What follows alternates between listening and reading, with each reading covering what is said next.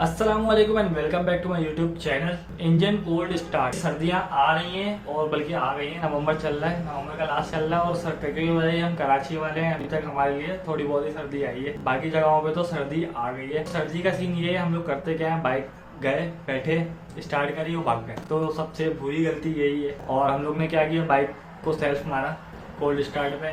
होता क्या है यार, सर्दियों में गर्मियों में भी यही करना चाहिए कि भाई 2-5 मिनट इसको देने चाहिए। 2-5 मिनट गर्मियों की बात कर रहा हूँ। ऑयल वार्म अप हो जाए। ऑयल नीचे चैम्बर में बैठा होता है, बाइक हो या गाड़ी हो, दोनों। गाड़ी को तो आपको ज़्यादा समय देना होता है, उसका ऑयल ज़्यादा होता है, काफ़ी चीज़ों में उसको सर्कुलेट होना पड़ता है। तो गाड़ी को 10 मिनट आप दे दो, 5 से 10 मिनट गाड़ी को दे दो।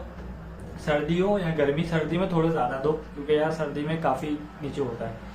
और गर्मी में मैं ये करता हूँ कि 5 मिनट बाइक होती है तो बाइक को 5 मिनट करता हूँ गर्मी में, गर्म वार्म अप ठंडा करके उसके बाद हम लोग आगे चलाते हैं। और गाड़ी का भी यही सीन है कि भाई 10 से 15 मिनट आपने गर्म करना है, उसके बाद आपको आगे निकलना है।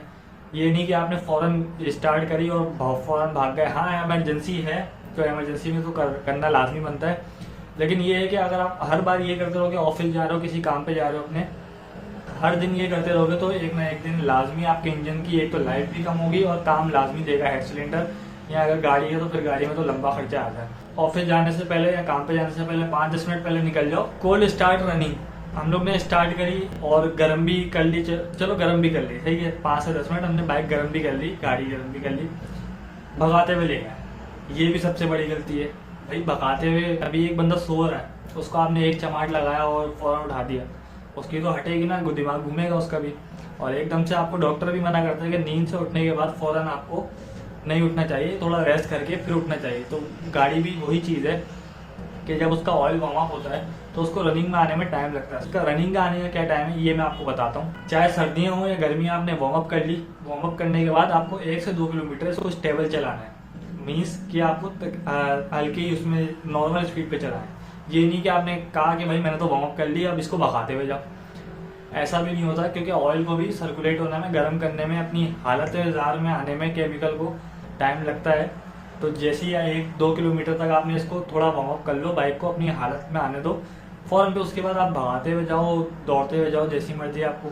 तो ये पॉइंट नंबर 2 था इंजन की लाइफ बढ़ाने का, कि इंजन की लाइफ कैसे बढ़ सकती है। अब आते हैं पॉइंट नंबर 3 पे। इंजन ऑयल सबसे मेन रीज़न है पॉइंट नंबर 3 का, कि हम लोग इंजन ऑयल कौन सा यूज़ कर रहे हैं। तो लोग अक्सर पूछ रहे होते हैं भाई हम कौन सा ऑयल यूज़ कर रहे हैं, कौन सा ऑयल यूज़ कर रहे हैं। मेरी बाइक नई है, मेरी बाइक पुरानी है। भाई नई बाइक है आपकी, 5000 10,000 भी किलोमीटर चली गई, 15 भी चली गई, 10W40 ही डालो और जो कंपनी रिकमेंड कर रही है वही डालो। अगर कंपनी, एक बंदे ने मुझे बताया था कि CG में उसकी कंपनी 20W50 कर रही थी शायद, तो ऐसी कुछ था। तो मैंने कहा भाई आपको जो कंपनी बोल रही है आप उसी हिसाब से डालो। और दूसरा ये है कि भाई मैं कराची में रहता हूँ, यहाँ पर 10W40 बेस्ट है। एक तो सर्दी तो पड़ती है नहीं, माइनस में जाता है नहीं, और गर्मी भी यहाँ पे 40 से नीचे रहती है।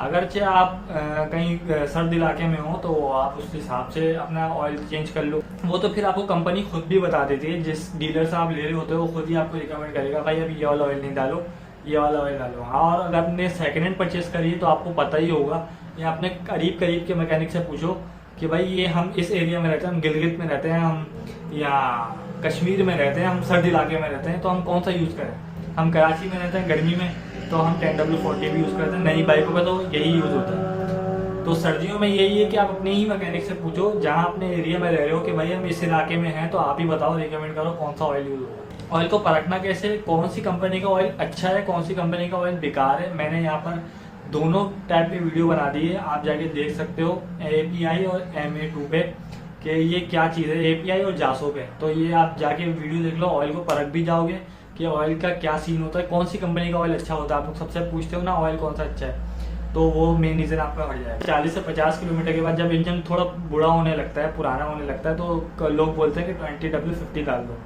तो वो भी कंडीशन पे डिपेंड करता है कि 40 से 50 के बाद 20W50 डलेगा कि नहीं। तो ऑयल की कंडीशन भी इंजन की लाइफ इम्पैक्ट करती है। पॉइंट नंबर 4 है हर्श ब्रेकिंग। आप लोग जो ब्रेक मारते हो दबा के, एक तो स्पीड दी फिर ब्रेक मार रहे हो, उससे आपके फ्यूल एवरेज भी जाता है, इंजन की लाइफ पे भी इम्पैक्ट पड़ता है। एक तो आप दबा के एक स्पीड दे रहे हो, उसके बाद ब्रेक मार रहे हो। इसकी मिसाल मैं कुछ इस तरीके से दूँ कि एक बंदा सीधा भाग रहा है, एकदम से आप उसको बोल रहे हो कि रुक जा, तो आप भी समझदार हो कि क्या इम्पैक्ट आएगा उस पर। जो जोरदार जो ब्रेकिंग होती है, एकदम से भगा के फिर ब्रेक मारना, भगा के ब्रेक मारना, ये इमरजेंसी में हो जाती है, इमरजेंसी में चलती है।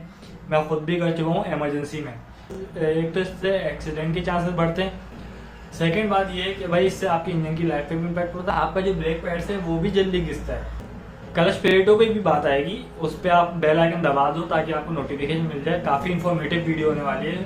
अच्छा, ये वाला रीज़न इंजन को हार्म नहीं करता, इंजन को ये खाली कर देता है। तो सीन ये है कि भाई जब आपका ऑयल का जो ड्रेन बोल्ट होता है, इंजन ऑयल का जो ड्रेन बोल्ट होता है वो आपका स्लिप हो जाता है। स्लिप कौन कर देता है? कभी कभार जैसे अनाड़ी के पास आप चले जाते हो, अनाड़ी का गलती से भी हो जाता है कि जो ऑयल चेंज करने वाला होता है वो ज़्यादा चूड़ी घुमा देता है, एक हल्की सी भी चूड़ी घूमती है ना उसकी, तो वो लीक करने लग जाता है। अभी आते हैं एल्यूमिनियम के ब्लॉक, पहले आते थे लोहे के ब्लॉक। तो लोहे के ब्लॉक तो इतनी आसानी से लीक नहीं होते थे। एल्यूमिनियम के जो होते हैं कि भाई आजकल आसानी से हो जाते हैं। ये कोशिश किया करो कि जब भी आप ऑयल करवाओ ना, उसको लाजमी बोल देना भाई यार ये मेरा बोल्ट लीक नहीं कर देना। और जब भी आप उससे करवा लो ना ऑयल चेंज, तो उसको देख लेना ऑयल चेंज करवाने के बाद कि इसने ऑयल बोल्ट सही लगाया भी है या लीक कर गया। सही लगा हुआ भी होता है ना बोल्ट तो लीक कर देता है, वो यही मसला होता है कि चूड़ी का मसला होता है। क्योंकि मेरे साथ ये सीन हो चुका है, मैंने कहा तभी आपको इस पॉइंट को लाना लाजमी है। और पता चलता है कि वो लीक होते होते होते होते ऑयल ही खत्म हो गया और इंजन सीज, जिसकी वजह से ये आपको खर्चा लंबा पड़ जाता है। एक तो ऑयल के पैसे अलग गए, इंजन सीज अलग। Last point, engine guard. Engine guard लगवाना चाहिए कि नहीं? काफ़ी लोगों ने सवाल पूछा था पहले, अभी नहीं आया। मैंने वीडियो या शॉर्ट बनाया था इंजन गार्ड पे अपने जीडी का जो मैंने लगाया है। तो भाई ये हवा रोकता है, नहीं लगाना चाहिए, लगाना चाहिए, अच्छी बात है। कीचड़ रोकता है, तो ये मिथ है। अब मैंने जो YBR में यूज़ किया इसको, और मैंने वो प्लेन वाला भी यूज़ किया, लोहे वाला जो आता है जो को बनाते हैं कराची में, और एक ये आता है इम्पोर्टेड आता है, या पता नहीं ये भी यहीं पर ही बनता है। तो लेकिन ये है कॉस्टली, मुझे लगता है इम्पोर्टेड ही आता होगा। वो वाला सस्ता है जो कि लोहे का आता है। ये तकरीबन 1100, 1200 या 1300 तक का, अब तो और महंगा हो गया होगा। मैंने 2020 में लगवाया था मैंने इंजन गार्ड प्लास्टिक का, और YBR में मैंने उससे भी पहले लगवाया था। तकरीबन 800-900 रुपये तक का था उस टाइम पे, 2019 या 18 की बात बता रहा हूँ। तो मैंने इसको तकरीबन 3 साल यूज़ किया है इंजन गार्ड को, YBR में भी, और अभी मैंने 110 में भी लगवाया है।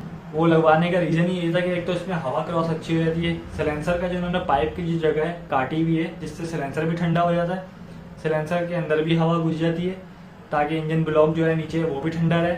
सेकंड बात ये है कि उस पर तो मिट्टी जाती नहीं है सिलेंसर के पाइप पे, और जो भी मिट्टी है उस पर ही रहती है। अगर आपने मेरी प्रीवियस वीडियो भी देखी हो तो मैंने उस पर दिखाया हुआ है, मैं क्लिप लगा दूंगा यहाँ पर। और इसकी बात ये है कि जो ऊपर का जो विंग्स है वो तो खुले ही रहते हैं, उसमें हवा पहुँच जाती है। तो ये वाला अगर प्लास्टिक वाला मैं कहूँ तो भाई ये मेरे लिहाज से बेस्ट है, और इसमें ना हवा रुकती है गर्मियों में, क्योंकि मैं टेस्ट कर चुका हूँ। तो मैं ये वाला प्लास्टिक वाला तो मैं काफ़ी टेस्ट कर चुका हूँ, और आपको मैं अब जाके दोबारा भी मैंने 110 में लगवाया, और एक बाइक पे नहीं लगवाया, मैंने तीनों 110 पे लगवाया। जैसे कि अगर आपने मेरी पुरानी प्रीवियस वीडियो देखी है तो मैंने तीनों पे लगवाया, और ये ना टकराता है ना कुछ। 110 में YBR में काफ़ी जगह होती है, 110 में ये है कि कुछ mm की जगह बच जाती है, लेकिन टकराता नहीं है। चाहो तो आप लगवा लो, लेकिन ये भी आपकी मर्जी है। इससे इंजन पे ना कीचड़ काफ़ी बच जाती है, काफ़ी मेरी मेहनत बच भी जाती है। मैं सिर्फ इसी को साफ़ कर देता हूँ, और कीचड़ वीचड़ से मेरी बाइक बच जाती है, जंग आलूद होने से नीचे से बच जाती है। तो मिलते हैं नेक्स्ट वीडियो में। ये था सारे पॉइंट्स। अगर आपको कोई पॉइंट्स में कोई कमी लगी हो, कोई मसला हुआ हो, तो आप मुझसे पूछ सकते हैं।